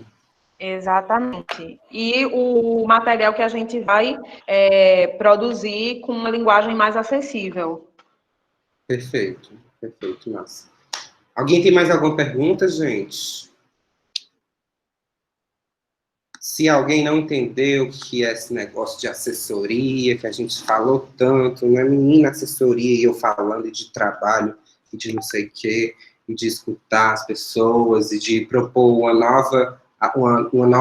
outra atuação, né, de arquitetos urbanistas, né, da gente repensar a forma como a gente produz, né, os nossos desenhos, ou como é que a gente está desenhando, como é que a gente está projetando, como é que a gente está pensando o espaço, né. Eu acho que nas falas de hoje, né, a gente conseguiu perceber muito que a gente preza, né, por uma arquitetura e um urbanismo que venha mais do povo, enfim, seja uma arquitetura e um urbanismo mais populares e que a gente se coloca muito nesse lugar de mediação e de intermeio, né, de intermédio. O Caio perguntou aqui como é que se coloca a ação junto ao Estado, né? Como é que funciona o contato com o Estado? Eu não sei se é uma pergunta específica para alguém, ou se para alguma das ações, ou se foi uma coisa como um todo, assim, tipo, se foi alguma coisa... Pergunta aberta, tá. Eu vou tentar responder minimamente, assim, pensando no todo, né? A Luana meio que falou um pouco nessa ação, né? Mas todos esses grupos que a gente falaram aqui são grupos coletivos. Nós, Taramela, estamos nesse formato que é conhecido como ONG, né? Organização Não Governamental. A Causa é um coletivo, né? A Copa também é um coletivo, a Mobiliza Howe já é um grupo de estudantes ou professores que está mais ligado à universidade, né? A Causa e a Taramela são mais instituições meio que autônomas, que a gente depende de editais e vai trabalhando isso, buscando editais e pressionando o governo, né? A gente, quando existe algum contato com o Estado, é mais no sentido de ter alguma licitação, alguma coisa aberta, assim, que a gente entra para competir e ganha para poder trabalhar, né? Mas não é o caso, não aconteceu ainda muito bem tanto isso, né? O Estado ainda não tem pago muitas ações de assessoria. A gente tem atuado muito, na verdade, no sentido de combater, assim, de confrontar o Estado, né? E não só de confrontar no sentido de negá-lo, pelo contrário, porque a gente acha que ele é muito importante, mas no sentido de cobrar o seu dever, né? De cobrar o que o Estado faça as coisas que ele precisa fazer, que a gente não precise mais ficar fazendo, assim. Acho que a assessoria técnica funciona muito no sentido da gente trabalhar para a gente não precisar mais existir, assim, para a gente... É isso, a gente deseja que a gente não precisasse fazer essas coisas, assim, não precisasse existir. Mas vou complementar um pouquinho isso, Lécia, posso? Pode, com certeza. que eu também entendi muito a pergunta do Caio, como esse contato não só, esse contato geral, né, como que se dá esse contato com o Estado, assim. E aí eu queria complementar no sentido de que você, como profissional de arquitetura ou como estudante, você pode estar em contato com o Estado ou por meio de comissões, existem comissões que discutem pautas específicas do poder público, então, por exemplo, existe a Comissão Municipal de Atuação e Interesse Social, COAP, que aí, inclusive, a Marcela participa, eu participo como um arquiteto que estou no CAL, né, então já estaria em outra instância, mas existem algumas outras instâncias de debate de pautas do poder público, na qual você pode estar se engajando como profissional ou sociedade civil também, né, não só como profissional de arquitetura, mas estando num outro ambiente ali da sociedade civil também, certo? E em qualquer uma dessas manifestações, você pode protocolar seja para Habitafor, se a gente estiver falando de habitação aqui em Fortaleza, seja para alguma coisa de meio ambiente, se a gente está falando da Secretaria de Urbanismo e Meio Ambiente, e aí você pode protocolar algum tipo de manifestação por meio de alguma comissão, por meio da Defensoria Pública, por meio de alguma associação de profissionais. Então, por exemplo, o CAL, que é o nosso Conselho de Arquitetura e Urbanismo, protocolou algumas cartas de apoio à manutenção de isolamento social para o governo do Estado. Então, só para complementar também nesse sentido. Não sei se somou aí. Tudo, arrasou. A Gesiele fez uma pergunta aqui também. Alguma das meninas quer responder? Como fomentam um engajamento com moradores na prática de assessoria? Meninas? Eu queria só colocar essa questão, que eu acho que... depois eu passo para a Luana. Que eu acho que uma das questões fundamentais é essa relação de confiança, que ela é construída com o trabalho. Então, eu acho que, por exemplo, isso é a base para o trabalho do assessor. Eu acho, assim, pelo menos a gente vê muito essa questão, né? O trabalho sendo desenvolvido e essas relações, elas vão se fortalecendo, porque, no final das contas, gente, é muito complicado, porque são vários direitos negados, sabe? Então, é um pouco disso que o Lessa falou, no sentido de um trabalho que a gente faz querendo que não tenha mais, assim, no sentido de que a gente está sempre nessa tensão, e essa tensão, ela é, de certa forma, constante. Ela, às vezes, chega de um jeito, depois muda. Assim, por exemplo, no Lagamar, que a gente tem um trabalho próximo, enfim, com as pessoas de lá, né? A gente já tem esse trabalho mais constante. Teve as remoções do VLT, tem processo de remoção contra a Salgadeira, entendeu? Que é uma comunidade lá de dentro. Então, é uma coisa, sabe? Tipo assim, são coisas que chegam, de certa forma, perturbador, né? Para quem mora lá, quem está atuando, quem está trabalhando junto, porque é uma coisa que está acontecendo de forma praticamente frequente, né? Um medo constante da população que mora lá. Então, eu acho que, assim, essa questão da relação de confiança, as relações que a gente constrói é muito importante para o trabalho do assessor, sabe? Vou só complementar, muito feliz, Marcela, quando fala nessa relação de confiança, né, que é importante a gente desenvolver nas comunidades. Eu sempre defendo muito a questão do trabalho de base mesmo, né? Como aqui na causa a gente presta assessoria para comunidades organizadas e movimentos sociais, a gente não vai atrás da comunidade que está vivendo um conflito. Normalmente a comunidade sabe da assessoria técnica da causa e procura a gente com alguma demanda. Então, a gente acaba que, primeiro, a gente já tem uma porta de entrada na comunidade, quando a gente é contatado por alguma liderança comunitária, e aí a gente constrói todos os processos, desde o início, desde o plano de trabalho, desde como é que a gente vai, desde o que é que a gente vai, de fato, Porque quando a gente chega com a proposta de fazer um plano urbanístico comunitário, não é a CAUS que tira da cabeça que vai fazer um plano urbanístico comunitário. A gente apresenta para a comunidade as possibilidades e a gente constrói tudo em conjunto. Então, é uma relação de confiança e é uma relação de trabalho em conjunto. A gente não vai para uma comunidade para a CAUS desenvolver um trabalho. Então, acaba que esse engajamento, ele, na real, ele é necessário para a gente conseguir desenvolver o que a gente tem desenvolvido. Agora, claro que existem comunidades com perfis diferentes e com dificuldades diferentes, inclusive de engajamento, mas é isso, é estar lá dentro, é fazer o boca a boca, é conversar pessoa por pessoa, é tentar explicar, sair dessa forma acadêmica que a gente é tão acostumado a falar e tentar explicar de maneira simples o que é que a gente está propondo junto com a comunidade. E acho que é isso, esse trabalho de engajamento, ele acontece na construção de um trabalho coletivo mesmo. É isto. Perfeitas! Ai, meu Deus, eu tô toda arrepiada. Aleluia, arrepiei. Gente, não, é bem isso, assim, tipo... Salve de palmas, salve de palmas. Não existe assessoria, tipo, sem morador, assim, não existe assessoria sem morador, né? Tipo assim, como a Luana falou, né, já, tipo...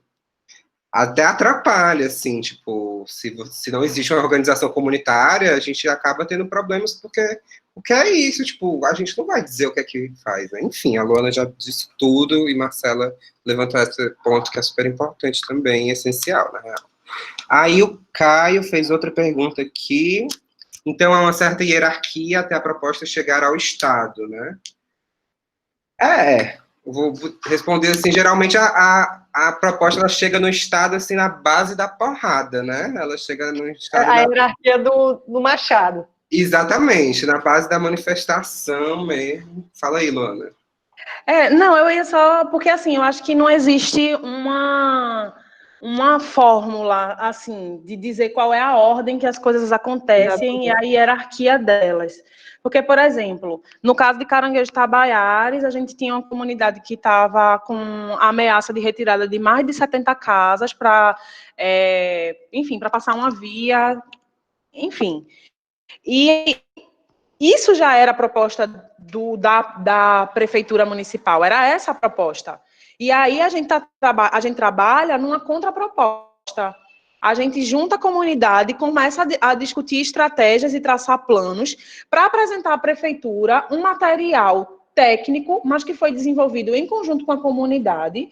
Então, assim, eu acho que essa questão da hierarquia, de como é que acontece, geralmente acontece dessa forma, né? A comunidade tem uma demanda já, e muitas vezes chega desse jeito, vão tirar minha casa, sai um decreto para remoção da casa, o que é que a gente faz? Aí a gente luta.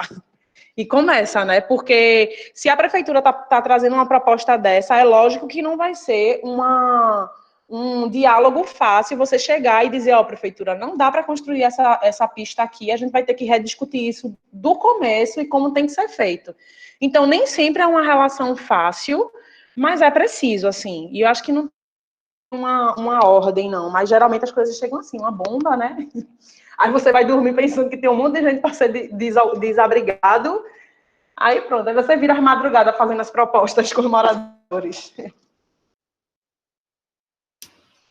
Ai, tudo. Pior. Disse tudo, respondeu. Aí você simplesmente vira, né? O que tem para fazer. Tipo, cara, tem que fazer alguma coisa, né? Vamos gastar esse tempo fazendo isso. Os tempos são muito diferentes, né? Os tempos do projeto, os tempos das emergências. Total, assim. E essa emergência agora do Covid traz mais ainda. Isso fala também sobre esse momento que a gente está vivendo, por exemplo. Eu não acho que o trabalho principal da assessoria técnica, por exemplo, estar na arrecadação de alimentos. Eu entendo que isso é uma obrigação que o governo tem que fazer, que a gente tem que lutar para isso. Só que o momento é tão emergencial, mas tão emergencial, que a gente acaba precisando adaptar a forma que a gente atua. Porque tem uma galera por exemplo, aqui no Recife a gente está com uma campanha para beneficiar mais de 900 famílias em situação de vulnerabilidade. Tem 900 famílias, muito mais, né? A gente está falando do que a gente consegue atender. Então, tem, enfim, milhares de famílias passando uma necessidade, tipo, passando fome mesmo, e a gente vai ficar só no discurso do plano urbanístico comunitário, quando a galera não tem nem o que comer dentro de casa, porque não está podendo trabalhar. Então, assim, eu acho que existem coisas, a gente precisa ter uma sensibilidade de se adaptar e entender o que é, no momento, mais importante de ser desenvolvido. A gente está desenvolvendo um mapeamento para tentar incidir decisões da cidade, mas a gente está também montando porque está com fome. E ainda fazer o quê? Esperar o governo, não dá. Aí é isso. Tudo, perfeito. Ai, gente, meu Deus, eu estou muito feliz com essa live.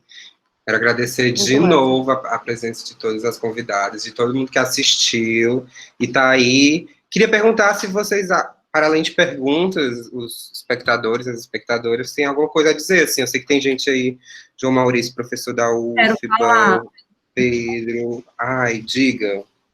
Quero agradecer. Se apresenta e fala, por favor. Eu me chamo Luana, sou do terceiro semestre de arquitetura da Unifametro. Queria agradecer a oportunidade, né, de estar participando de uma live tão rica como essa, né, parabenizar os projetos que são belíssimos, né, e creio que tem ajudado muita gente que está precisando. Obrigada mesmo, tá bom? Massa demais, Luana. Eu queria pontuar, gente, a presença de pessoas da Paraíba, da Bahia, aqui da Unifametro, de outras instituições daqui de Fortaleza. Tipo, trazer esse diálogo plural é importantíssimo. Assim, independente de ser uma atividade que a gente está puxando pelo curso de arquitetura da Unifametro, mas que ter profissionais, estudantes de outras instituições, outros cursos, o diálogo e contribuir com as pautas e com a discussão é o objetivo, sabe? Então, também só agradecer a todo mundo que participou, assistiu, e a super moderação do professor Lécio, que também foi muito boa. Agradecer de novo. Muito obrigada, imagina. Eu que agradeço toda a organização da Rebeca em organizar todas essas lives. Esse rolê eu sei que é bem difícil, e cada convidada e cada pessoa que está aqui, que se somou no debate, fez perguntas, se engajou, tudo. Obrigadão, gente. Chega a dar uma coisa boa, assim, pra gente, né? Importante a gente tá isso. Alô. João. Oi, Olá. João. Tudo bem? Saudar você, todos e todas que estão aqui nesse movimento. Fico bem feliz de que isso tudo esteja acontecendo, fico bem feliz de ter notícias de sua atuação, e agora estou vendo que tem muito mais gente aí engajada. Para quem não me conhece, então, o Lucas falou, meu nome é João Maurício, né? Eu estava aqui só escutando e ficando muito satisfeito com tudo que foi dito. Eu sou professor na Faculdade de Arquitetura da Universidade Federal da Bahia e atuo na residência desde a sua criação, em 2013, primeira turma, e aí vem se construindo essa rede. Então, só tenho a parabenizar todo mundo que está aí nesse movimento de auxílio às comunidades, nesse momento da pandemia. Isso, fico muito feliz de ouvir tudo que eu ouvi aqui. Parabéns a todos vocês. Tudo. Obrigado, João. Obrigado a Luana, que falou também. Tem a Joísa também, que é outra assessora maravilhosa. Mas, enfim, eu não vou ficar expondo as pessoas para... Enfim, assim... Mas, enfim, gente, muito obrigado por tudo. Eu não sei se alguém tem mais alguma colocação, alguma coisa. Como é, Rebeca, que a gente conduz? Eu reforço que eu fiz a gravação de tudo que de todo o webinário. Eu vou colocar todos os webinários em alguma plataforma, Vimeo ou YouTube, e disponibilizar num repositório, que aí eu vou mandar para vocês, tá? Quem fez a solicitação do certificado, ele vai chegar em breve, certo? Quem não quer o certificado, mas quer deixar o contato para receber outras programações de live, ou mesmo o link para assistir os outros webinários, pode colocar lá também no formulário. Eu vou deixar aberto lá para a resposta até daqui a mais ou menos uma hora, 2, eu fecho lá o formulário. Então, quando acabar aqui, vocês podem lá responder. E eu acho que, assim como os outros eventos, webinários que aconteceram, é só a sementinha do debate. Nenhum assunto começa e se finda nessa 1h30 que a gente fica aqui conversando.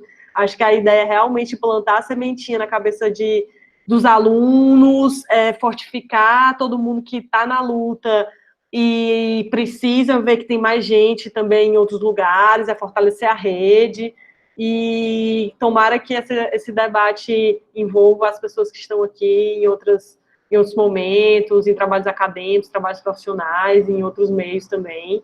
E eu acho que é isso. Eu acho que é saber que daqui para frente todo mundo pode continuar esse debate em outras plataformas. E, de novo, agradecer a presença de todo mundo. E só, Lucas, abre tua câmera para a gente dar um abraço virtual aqui nas pessoas. Ó. Abraço virtual, todo mundo, Essa parte não era para eu ter gravado, porque não vou tem uns editores aí para isso. Para preservar, né, o resto de moral que eu tenho com os alunos, ou não, né, Luana? Eu não vou